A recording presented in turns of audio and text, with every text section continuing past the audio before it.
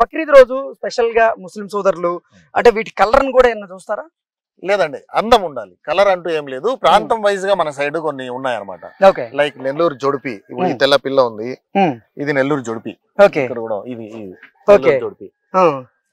పొట్టేళ్ళలో కూడా చాలా రకాల జాతులు ఉన్నాయి, ప్రాంతాన్ని వైజ్ ఉన్నాయి అనమాట. ఇప్పుడు నెల్లూరుకి వెళ్తే నెల్లూరు జొడిపి అని ఉన్నాయి, నెల్లూరు బ్రౌన్ అని, మన ఆంధ్ర కడప నంద్యాల ఇటు పక్కన వస్తే నెల్లూరు బ్రౌన్ అనేటివి వస్తాయి.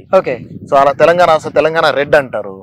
సో ఇట్లా ప్రాంతం వైజ్ మాచల్ల సైడ్ వెళ్ళారనుకోండి, మాచల్ల గుంటూరు ఈ పక్క అంతా గుంటూరు మాచల్ల అని సెపరేట్ బ్రీడ్స్ ఉన్నాయి.